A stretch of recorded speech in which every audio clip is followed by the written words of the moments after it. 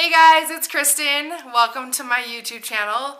Today we're not talking about writing or editing or publishing or anything in that realm. Today is a real life talk. So sit back, enjoy it, and let's do this.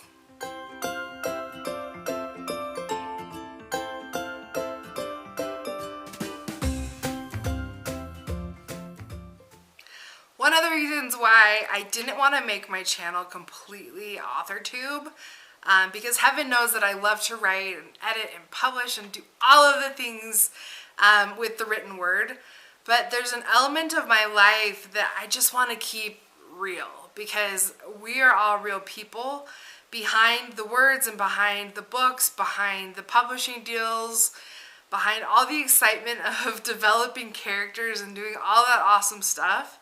We're real people with real struggles. And a lot of times those real struggles are what make our characters strong and awesome. It's because of the experiences that we've gone through. And I just want to talk a little bit about mental health today. It's a little bit of a taboo subject, I know. I just got home from my doctor, and so I just wanted to be super real with you guys.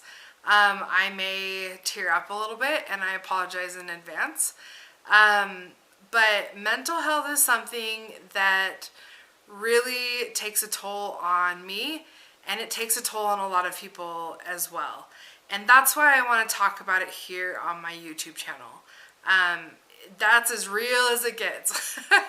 The struggles with emotions and hormones and just brain chemicals are some of the realest things that happen to us in this life.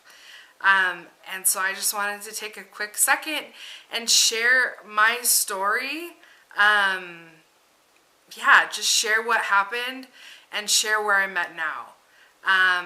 In the early 2000s, I guess not. I graduated from college in 2008, so not the early 2000s. And I started my first marketing job, I believe it was 2012, and that is when my anxiety kicked into high gear. And I went to the doctor, I was treated for it, and ever since 2012, I assumed that I had anxiety. When things got hard, when I couldn't cope with life, it was anxiety. I needed something more for anxiety. And all of my doctors just blamed it on anxiety. And I had great doctors. Like, don't get me wrong, I'm not doctor bashing here. I had phenomenal physicians who were caring for me. But everything was just blamed on anxiety. And it wasn't until, I don't know, I want to say a couple months ago, maybe 1 month ago, that a therapist that honestly I didn't really connect with pointed out that maybe anxiety wasn't the only thing that I was dealing with. And so I made an appointment to see my psychiatrist because I have a psychiatrist. I am a perfectly functional, professional human being, and I have a psychiatrist. I also have a psychologist who helps me talk through some of the things that are happening in my life. I want to remove the stigma of having psychologists and psychiatrists in our lives.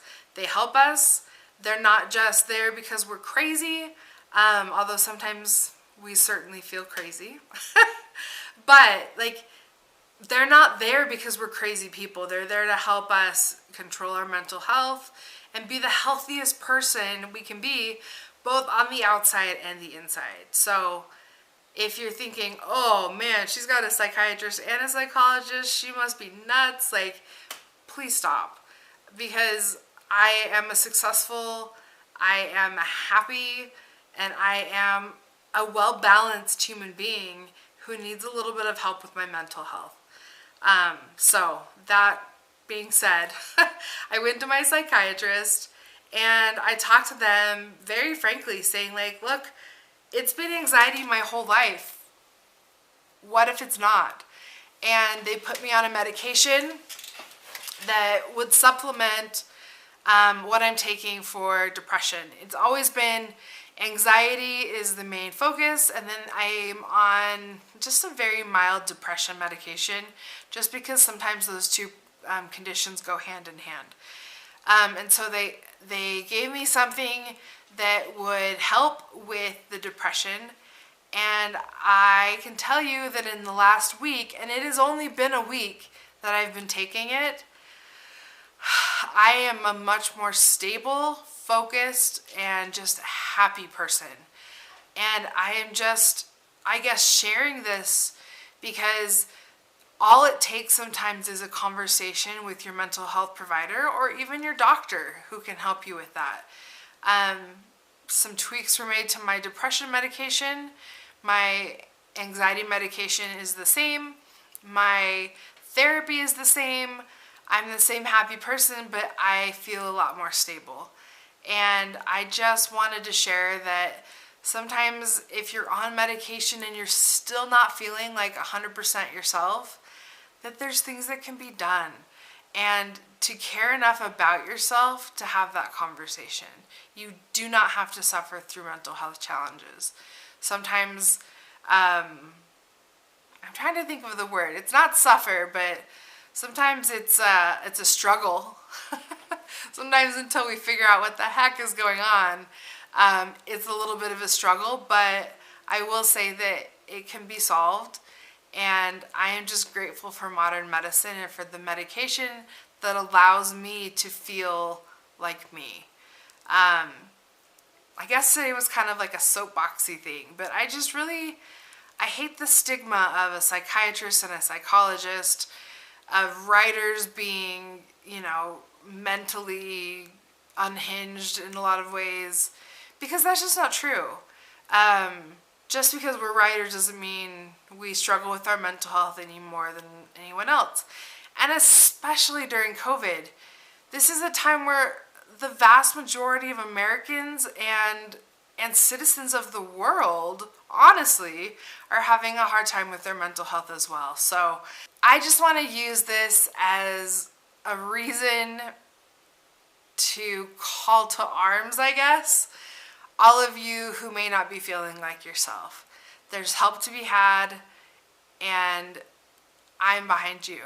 Please let me help you. All you have to do is make a comment in this video or slide into my DMs on Instagram, send me a quick email, and I am happy to talk to you, happy to help you, happy to tell you what medications are working for me.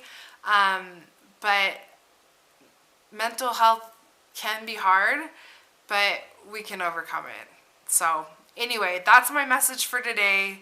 I hope that it resonated with you. It's so important for us to be healthy in our minds and in our bodies. So anyway, I love you all. Thank you for watching, and I hope to see you guys in my very next video.